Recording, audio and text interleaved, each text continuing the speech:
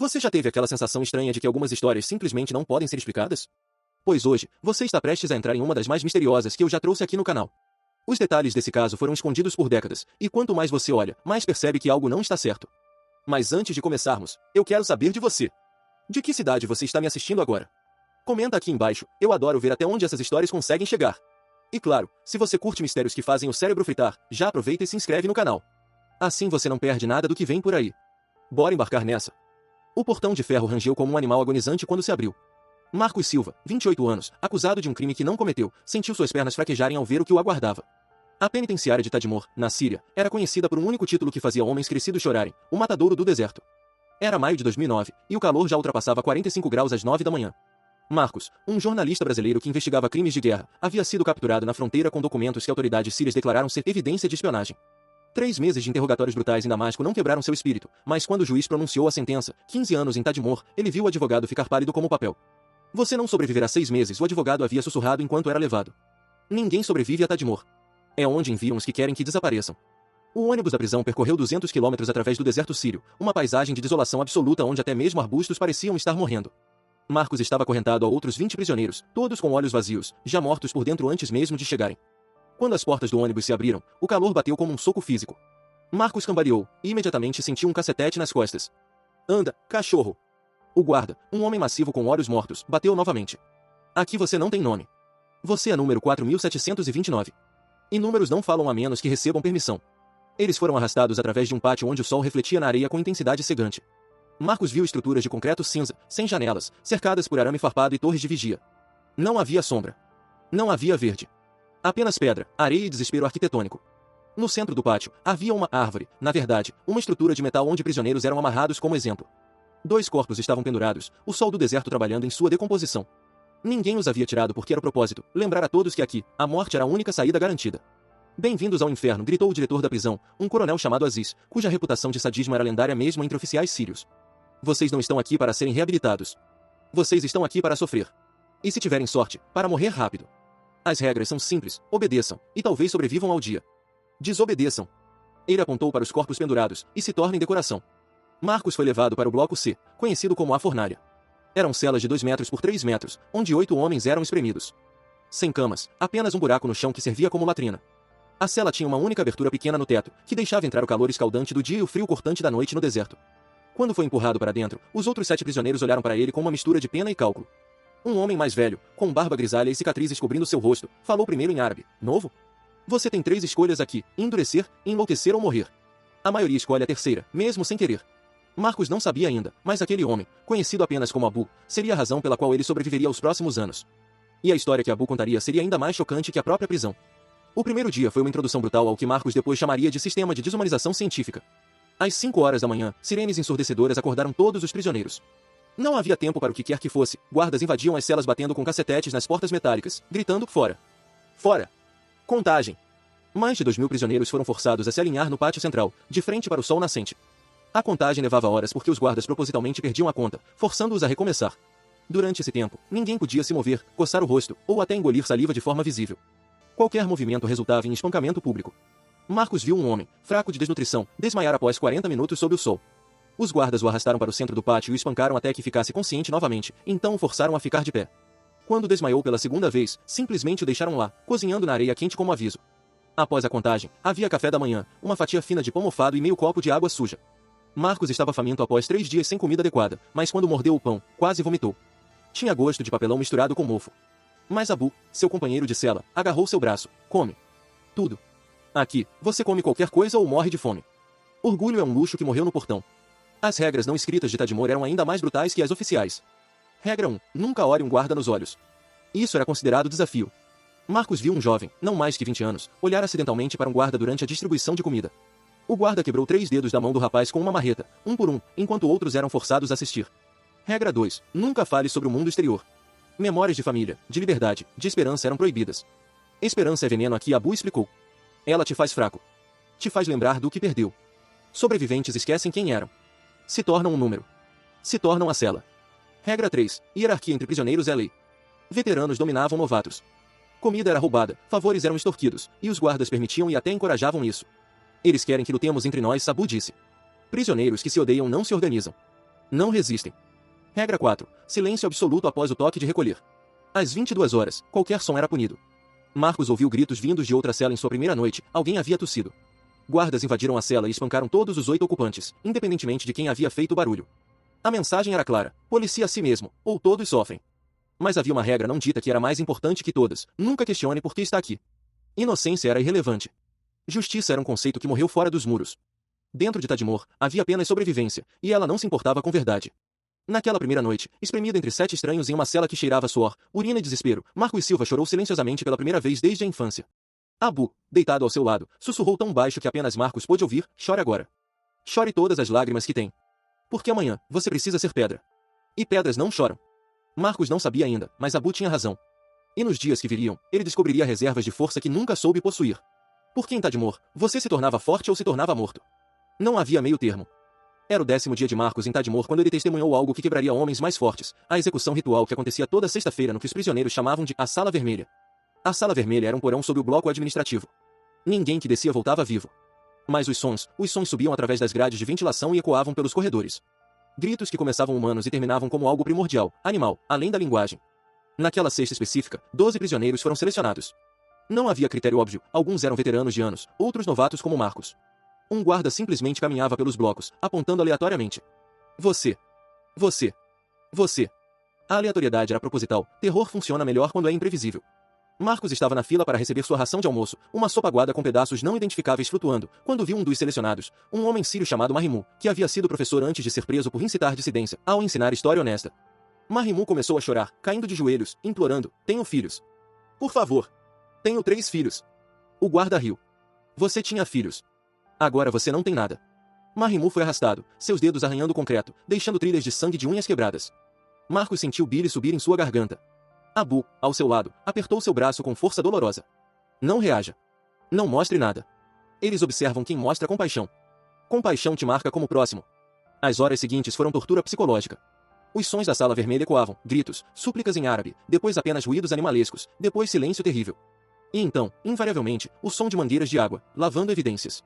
À noite, corpos eram levados em sacos plásticos para uma vala comum no deserto, 3 quilômetros ao norte da prisão. Alguns guardas que bebiam demais falavam sobre isso: a vala tem mais de 200 metros de comprimento agora. Começamos a cavar uma segunda. Foi naquela noite que Abu finalmente contou sua história a Marcos. Eles estavam deitados na escuridão sufocante da cela, e o velho sussurrou: eu era coronel do exército sírio. Comandava 1000 homens. Tinha esposa, 5 filhos, uma casa bonita em Alepo. Mas cometi um pecado imperdoável, questionei uma ordem. Marcos virou-se, chocado. Um ex-coronel, agora aqui? Que ordem? Queriam que eu disparasse contra manifestantes desarmados em 2006. Jovens, estudantes, gritando por reforma. Eu disse que soldados defendem a nação, não atiram em crianças. 3 dias depois, estava aqui. Isso foi há 8 anos. 8 anos? Marcos mal conseguia processar. Como? Como você sobreviveu 8 anos? Abu foi silencioso por um longo momento. Sobrevivi porque esqueci quem eu era. Coronel Abu al-Hassan morreu no dia em que entrei aqui. O que você vê agora é apenas um fantasma que esqueceu de parar de respirar. Mas havia algo mais na voz de Abu. Uma insinuação de propósito oculto. Marcos, ele sussurrou ainda mais baixo: você foi jornalista. Documentou crimes de guerra. Se você sobreviver e sair daqui, precisa contar o que acontece neste lugar. Os corpos na vala. As execuções às sextas. Os milhares que morreram sem julgamento, sem registro, sem ninguém saber. Por que você acha que vou sair? Marcos perguntou, amargamente. Tenho 15 anos de sentença. E você disse que ninguém sobrevive. Porque Abu respondeu: eu vi algo em você no primeiro dia. Você ainda tem fogo nos olhos. A maioria chega aqui já morta por dentro. Mas você está com raiva. E raiva, canalizada corretamente, pode te manter vivo quando tudo mais falha. Marcos não sabia então, mas Abu estava plantando sementes. Porque o velho coronel tinha um plano. Um plano desesperado, impossível, que se formava há anos. E Marcos, sem saber, acabará de se tornar essencial para esse plano. Lá fora, o vento do deserto uivava contra os muros de concreto de Tadmor. E na vala ao norte, 200 corpos recentes descansavam sob a areia, sem nome, sem lápides, sem justiça. Apenas mais números em um massacre silencioso que o mundo desconhecia. 3 meses dentro de Tadmor, Marcos aprendeu que mesmo no inferno existe uma economia. Tudo tinha preço, tudo podia ser negociado, mas a moeda não era dinheiro, era sofrimento evitado. Cigarros eram a moeda básica. Um cigarro comprava uma porção extra de pão. 3 cigarros, 1 minuto extra no banheiro. Um maço inteiro? Poderia comprar informação sobre quais guardas aceitavam subornos ou quais celas seriam reviradas em busca de contrabando. Mas de onde vinham os cigarros em uma prisão onde tudo era controlado? A resposta era tão corrupta quanto esperada, dos próprios guardas. Eles vendiam cigarros, depois confiscavam e revendiam. Um ciclo perpétuo que os mantinha ricos enquanto os prisioneiros se destruíam competindo por recursos básicos. Marcos descobriu uma economia ainda mais sombria, favores sexuais. Homens jovens, especialmente os bonitos ou delicados, eram moeda valiosa. Guardas os selecionavam para a limpeza especial nos alojamentos administrativos.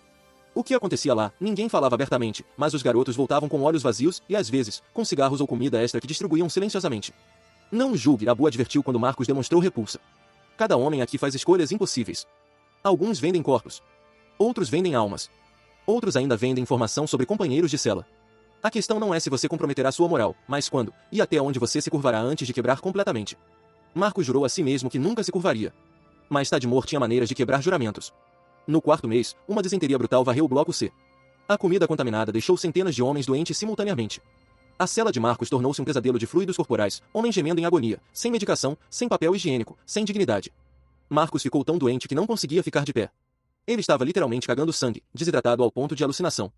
Abu o segurou enquanto ele tremia violentamente. Aguenta. Só aguenta. Mas não havia água suficiente. As rações foram reduzidas durante a epidemia porque guardas não queriam se contaminar entrando nas celas. Homens começaram a morrer, 5 no primeiro dia, 8 no segundo, 15 no terceiro. Foi então que Abu fez o impensável. Ele tinha escondido 3 cigarros preciosos que vinha guardando há meses. Ele os trocou com um guarda por 2 litros de água limpa e 4 comprimidos de antibiótico. Água e remédio que salvaram a vida de Marcos. Por quê? Marcos perguntou fracamente quando a febre finalmente baixou. Você poderia ter usado isso para si mesmo. Por que você precisa sobreviver? Abu respondeu simplesmente. Eu já disse. Você tem propósito. E homens com propósito são raros aqui. Mas o custo daqueles cigarros foi alto. Sem moeda, Abu caiu na hierarquia da cela. Outro prisioneiro, um criminoso violento chamado Rashid, começou a dominá-lo, tomando porções de comida, forçando Abu a fazer tarefas humilhantes. Marcos, ainda fraco, assistiu impotente enquanto o homem que o salvara era degradado. A culpa era como ácido em seu estômago. Eu vou te pagar de volta, ele prometeu. Não há pagamento aqui, Abu sorriu tristemente. Há apenas débitos acumulados que nunca são quitados. Mas talvez, se você sair daqui, se contar ao mundo, talvez isso quite a dívida. Naquela noite, Marcos Silva fez uma decisão. Ele sobreviveria, não importasse o custo. Ele documentaria tudo mentalmente, cada atrocidade, cada nome que conseguisse aprender, cada detalhe de Tadmor. E se algum milagre o libertasse, ele gritaria essas verdades ao mundo. Mas primeiro, ele precisava sobreviver ao 6º mês. Porque Abu havia sussurrado algo terrível, o 6º mês é quando a maioria desiste. Quando percebem que isto nunca acaba, que cada dia é idêntico ao anterior, que não há luz no fim. A maioria escolhe desistir. Desistir era o eufemismo. Marcos entendeu, suicídio. E nas próximas semanas, ele entenderia por que era tão tentador. O 6º mês chegou como um predador silencioso. Marcos notou primeiro em si mesmo, a apatia. Acordar não trazia mais medo ou raiva, apenas vazio. Comida não tinha gosto. Dor não trazia reação. Ele estava se tornando exatamente o que Abu havia descrito, um fantasma que esqueceu de parar de respirar. Foi durante uma sessão de disciplina coletiva que Marcos quase quebrou completamente. O coronel Aziz, o diretor sádico, decidiu que o bloco C não estava suficientemente submisso. Todos os 200 prisioneiros foram forçados a se ajoelhar no pátio durante 8 horas sob sol de meio-dia, sem água, sem movimento permitido. Homens começaram a desmaiar após 3 horas. Marcos sentiu sua pele queimando, formando bolhas. Sua língua estava inchada, rachada, sangrando. Visão turva. Pensamentos fragmentados. Ele começou a alucinar, vendo sua mãe de pé na beira do pátio, chamando-o para casa. Anda, filho, ela sussurrava. Você já sofreu o suficiente. Descanse. Marcos sabia que era alucinação, mas a tentação era devastadora. Seria tão fácil apenas deitar. Fechar os olhos. Deixar o sol fazer o resto. Acabaria em minutos. Sua cabeça começou a pender. Joelhos começando a ceder. E então sentiu algo, um movimento sutil. Abu, ajoelhado ao seu lado, havia estendido seu dedo mindinho e tocado de Marcos. Apenas um toque mínimo, invisível aos guardas, mas comunicando uma mensagem desesperada. Aguenta. Eu estou aqui. Você não está sozinho. Aquele toque microscópico salvou a vida de Marcos. Ele piscou, forçando o foco, e aguentou. Quando finalmente foram liberados após 8 horas, 32 homens não levantaram. 17 estavam mortos. 15 em coma. Os guardas simplesmente arrastaram os corpos para longe. Naquela noite, enquanto Marcos tratava suas queimaduras de sol severas com água suja, que era tudo o que tinham, Abu finalmente revelou a verdade completa. Há uma resistência aqui. Pequena, secreta, perigosa. Prisioneiros políticos, soldados que desobedeceram ordens imorais, intelectuais. Nos comunicamos através de códigos, pequenos gestos. E estamos documentando tudo. Marcos olhou, incrédulo. Documentando? Como? Abu puxou um pequeno pedaço de papel, não maior que uma unha. Estava coberto de escrita microscópica. Memorizamos nomes. Datas. Crimes cometidos pelos guardas. Quando possível, escrevemos em qualquer superfície. Papel de cigarro, etiquetas de comida contrabandadas, até na pele. Depois memorizamos e destruímos a evidência. Somos uma biblioteca humana de atrocidades. Por quê? Quem vai ler isso? Inspetores internacionais vieram aqui uma vez, há 5 anos. Aziz os enganou completamente, limpou as celas, alimentou prisioneiros selecionados, escondeu os piores torturados. Mas nós descobrimos que o inspetor era genuinamente preocupado. Se conseguirmos fazer informação chegar até ele. Era insano. Impossível. Mas era também a única esperança em um lugar sem esperança. Eu estou dentro, Marcos disse, sua voz rouca mais firme. O que preciso fazer? Nas semanas seguintes, Marcos entrou em um mundo clandestino dentro da prisão. Aprende códigos, um coçar de nariz significava guarda observando. Tocar a orelha significava perigo imediato. Pequenos gestos que, para guardas, pareciam nervosismo normal, mas para a resistência, eram linguagem. Ele aprendeu que havia 8 bibliotecários, prisioneiros encarregados de memorizar seções específicas da documentação. Abu memorizava nomes de mortos na Sala Vermelha. Outro memorizava datas de massacres. Um terceiro, um professor de matemática, havia desenvolvido um sistema de código numérico para comprimir informação. Marcos foi designado para memorizar detalhes sobre guardas específicos, seus nomes reais, suas crueldades particulares, seus rostos, que ele desenhava mentalmente com precisão fotográfica de sua formação jornalística. Mas manter essa biblioteca mental exigia algo que Tadmor tentava destruir, clareza de pensamento. Então a resistência desenvolveu truques, recitavam silenciosamente durante trabalhos forçados. Revisavam mentalmente durante sessões de tortura para não enlouquecerem. Transformavam memória em arma contra esquecimento. Foi revolucionário. Foi perigoso. E quando descoberto, e resistências sempre são descobertas, seria fatal. O desastre veio no 8º mês de Marcos. Um dos bibliotecários, sob tortura severa, quebrou e revelou tudo. Guardas invadiram em massa, espancaram aleatoriamente, e arrastaram 12 prisioneiros, incluindo Abu e Marcos, para interrogatório.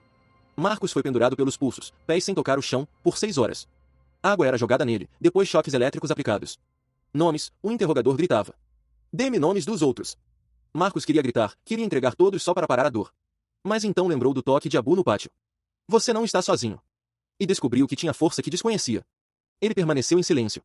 Eventualmente, eles o cortaram. Ele caiu no chão de concreto, mal consciente. Quando voltou à cela, Abu estava lá, severamente espancado, mas vivo. Eles se olharam, não precisando palavras. Haviam sobrevivido. A resistência sobreviveu. E a biblioteca em suas mentes permaneceu intacta. Mas o preço estava apenas começando a ser cobrado. Foi no 12º mês que o impossível aconteceu. Um novo prisioneiro chegou com notícias do mundo exterior. A Primavera Árabe havia começado. Protestos varriam a Síria. O regime estava sob pressão internacional sem precedentes. A notícia se espalhou pelas celas como fogo.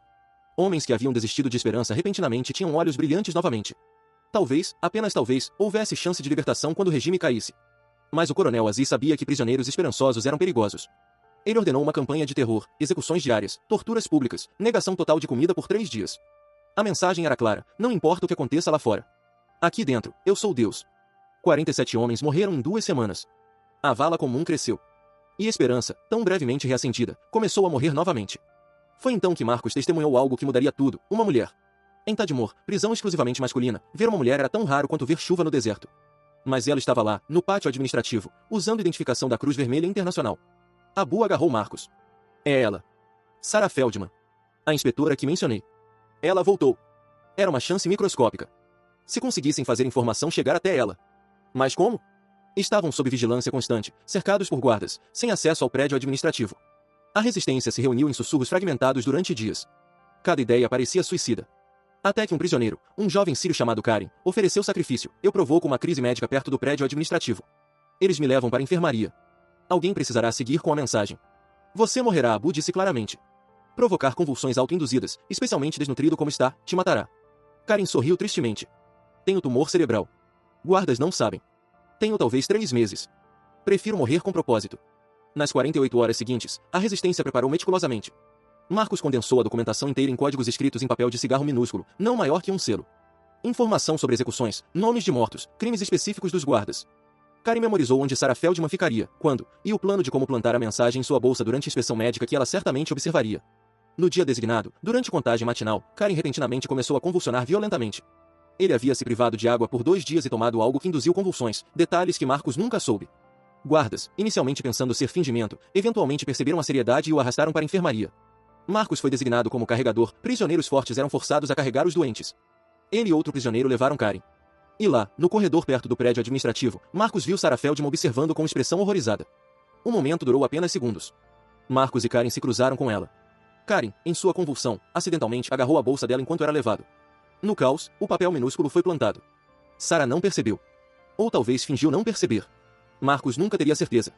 Karim morreu 3 horas depois. Oficialmente, por complicações das convulsões. Realidade? Guardas perceberam a manobra e o sufocaram depois que Sarah partiu. Mas seu sacrifício havia funcionado. Semanas passaram.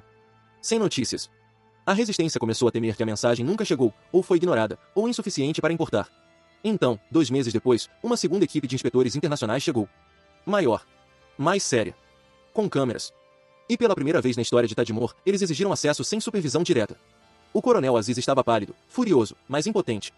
Pressão internacional era imensa. O regime estava fraco demais para recusar. Marcos assistiu, coração acelerado, enquanto inspetores percorriam celas, fotografavam condições, entrevistavam prisioneiros. Sarah Feldman estava entre eles. Quando passou pela cela de Marcos, seus olhos se encontraram por um breve segundo. Ela sentiu imperceptivelmente. Ela havia recebido a mensagem. E acreditou. O mundo estava finalmente olhando para dentro do matadouro. Mas Aziz não era homem para aceitar derrota. E sua vingança viria de formas que testariam Marcos até seu limite absoluto. 3 dias após a visita dos inspetores, o coronel Aziz reuniu todos os prisioneiros no pátio. Seu rosto estava retorcido em fúria mal contida.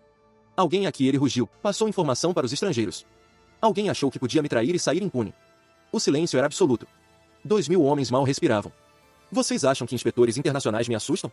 Vocês acham que o mundo se importa com vocês? Ele cuspiu no chão. Eles virão, tirarão fotos, escreverão relatórios, e nada mudará. Porque vocês não são humanos. Vocês são lixo. E eu vou lembrá-los disso. Aziz apontou para 20 prisioneiros aleatoriamente. Esses homens são culpados de conspiração. Levem-nos. Marcos estava entre os 20. Seu sangue gelou. Ele olhou para Abu, que estava pálido mas mantinha compostura. Os 20 foram levados para um bloco subterrâneo que Marcos nunca havia visto. Era úmido, frio, e fedia mofo e sangue velho. Celas solitárias, cada uma não maior que um caixão vertical. Eles foram despidos e forçados para dentro dessas celas, mal conseguindo se mover. Vocês ficarão aqui, um guarda declarou, até confessarem. Sem comida. Sem água. Sem luz. Quando estiverem prontos para me dizer quem passou informação, batam na porta. A porta de metal bateu, e escuridão absoluta engolfou Marcos. Não havia som. Não havia luz. Apenas o fedor de seu próprio corpo e o espaço tão apertado que ele não conseguia levantar os braços. As primeiras horas foram toleráveis. Depois de um dia, a sede se tornou insuportável. Depois de 2, Marcos começou a alucinar. Ele via imagens de água, ouvia o som de chuva. Sua língua estava tão inchada que mal cabia em sua boca. No terceiro dia, ele bateu na porta. Um guarda veio. Pronto para falar. Marcos, fraco demais para ficar de pé, murmurou, fui eu. Eu passei a informação. O guarda sorriu. Claro que foi. Mas queremos nomes de todos os cúmplices. Todos os da sua resistência pequena e patética. Marcos permaneceu em silêncio. O guarda bateu a porta novamente. Mais tempo para pensar. Foi no 5º dia que Marcos ouviu algo que o quebrou. Abu estava em uma cela próxima, e estava gritando. Não de dor física, mas de algo pior. Os guardas haviam trazido notícias. A família de Abu, esposa e 5 filhos, havia sido localizada e presa como cúmplices de traidor. Seus filhos estão nas celas de crianças em Damasco. Guardas gritavam para Abu. Sendo educados sobre o custo de traição. A menina, ela é bonita. Os guardas lá gostam de meninas bonitas. Marcos ouviu Abu quebrar. O velho coronel, que sobreviveu 8 anos de tortura sem quebrar, que se recusou a gritar mesmo sob os piores espancamentos, agora soluçava incontrolavelmente. Não. Eles não sabem de nada. Por favor. Levem-me. Matem-me. Mas deixem meus filhos. Era tortura psicológica calculada. Marcos nunca saberia se era verdade ou mentira, mas não importava. O dano estava feito. Abu estava quebrado. Naquela noite, Marcos ouviu um som terrível vindo da cela de Abu. Silêncio. Depois, um impacto pesado. Quando guardas abriram a cela pela manhã, encontraram Abu morto. Ele havia usado seu próprio cinturão, que guardas propositalmente deixaram, para se enforcar na escuridão. Coronel Abu al-Hassan, que sobreviveu 8 anos de Tadmor, que construiu uma resistência secreta, que salvou a vida de Marcos múltiplas vezes, estava morto. Não pelas mãos de torturadores, mas pela ameaça contra sua família. Marcos foi liberado da solitária depois de 7 dias. Ele havia perdido 12 quilos que não podia perder. Mal conseguia andar. Mas estava vivo, e Abu não estava. A culpa era esmagadora. Se Marcos não tivesse aceitado se juntar à resistência, se não tivesse ajudado a passar informação, Abu ainda estaria vivo. A lógica dizia que guardas eram culpados, que o regime era culpado. Mas o coração de Marcos dizia que ele havia matado seu amigo. Nos meses seguintes, algo mudou em Marcos. A raiva que Abu viu no primeiro dia, que o manteve vivo, transformou-se em determinação fria como gelo. Ele memorizou cada detalhe de Abu, seu nome completo, o nome de seus filhos, cada história que contou. Transformou Abu em memória permanente. E jurou que se sobrevivesse, a morte de Abu não seria em vão. O mundo saberia. Sarah Feldman havia recebido a mensagem. Inspetores haviam visto. Mas Marcos seria a prova viva, a testemunha ambulante que poderia detalhar tudo. Ele apenas precisava sobreviver tempo suficiente para contar a história. 14 meses após a morte de Abu, o impossível aconteceu, Marcos foi solto. Não por justiça, não por inocência comprovada, mas por pressão internacional que finalmente forçou o regime sírio a libertar prisioneiros políticos não violentos como gesto de boa vontade durante negociações de paz. Quando o guarda abriu a cela e disse, você está livre, Marcos não acreditou. Pensou ser truque cruel, outra forma de tortura. Mas eles o levaram ao processamento, devolveram seus pertences, uma carteira vazia, um relógio quebrado, e o empurraram para fora do portão. Marcos Silva, que entrou em Tadmor pesando 78 quilos, saiu pesando 51. Ele tinha cicatrizes cobrindo seu corpo, 3 dentes quebrados, audição parcialmente perdida de espancamentos, e PTSD que o acordaria gritando por décadas. Mas ele estava vivo. E carregava nas memórias os nomes de 1.247 homens que morreram em Tadmor enquanto ele estava lá. Incluindo Abu al-Hassan e seus 5 filhos, que Marcos mais tarde descobriu haviam realmente sido presos e mortos, confirmando que as ameaças dos guardas eram reais. Marcos passou os 6 meses seguintes em hospitais, tratando desnutrição severa, infecções e trauma psicológico. Mas enquanto seu corpo curava, ele começou a escrever. Cada nome. Cada data. Cada atrocidade. Ele transformou a biblioteca mental que a resistência construiu em um documento de 847 páginas. Sarah Feldman, a inspetora da Cruz Vermelha, o contatou. Recebemos sua mensagem, ela disse, lágrimas nos olhos. E por causa disso, conseguimos pressão suficiente para auditorias adicionais. Não conseguimos fechar Tadmor, mas salvamos centenas que teriam morrido sem exposição internacional. Abu morreu para passar aquela mensagem, Marcos disse, sua voz quebrando. Foi suficiente? Seu sacrifício valeu? Sarah segurou suas mãos. Cada vida salva vale. E você vai garantir que vale ainda mais. Você vai contar a história dele. De todos eles. Marcos publicou seu relato em 2012. Dentro de Tadmor, Testemunho de um Sobrevivente tornou-se documentário premiado, Testemunho em Tribunais de Direitos Humanos, Evidência em Processos contra Oficiais Sírios. O coronel Aziz nunca foi julgado, ele morreu em 2015 durante a Guerra Civil Síria, assassinado por seus próprios soldados que se rebelaram. Mas outros guardas de Tadmor foram identificados, rastreados, e alguns enfrentaram justiça internacional. A própria prisão de Tadmor foi destruída pelo ISIS em 2015, depois recapturada pelo governo sírio, e finalmente demolida completamente em 2016. As ruínas permanecem no deserto, um monumento a décadas de sofrimento. Marcos retornou ao Brasil, mas nunca realmente deixou Tadmor. Pesadelos o visitavam todas as noites. Ele ouvia os gritos da Sala Vermelha. Via o rosto de Abu. Sentia a sede desesperada da solitária. Mas ele também fez algo extraordinário, localizou familiares de 412 dos 1.247 homens que memorizou. Ele viajou pessoalmente para contar sobre os últimos dias de seus entes queridos. Deu-lhes nomes de onde corpos foram enterrados na vala comum. Ofereceu encerramento que o regime negou. Uma dessas visitas foi a viúva de Abu. Ela o abraçou e chorou, mas também sorriu. Meu marido escolheu você, ela disse. De todos os homens naquela prisão, ele viu algo em você que valia a pena salvar. E você provou que ele estava certo. Marcos estabeleceu uma fundação em nome de Abu, dedicada a documentar atrocidades em prisões sírias e ajudar sobreviventes. O trabalho nunca acaba, estima-se que mais de 100 mil pessoas morreram em prisões sírias durante a Guerra Civil. Mas cada nome documentado, cada história contada, é uma vitória contra o esquecimento. Em 2018, Marcos recebeu um envelope sem remetente.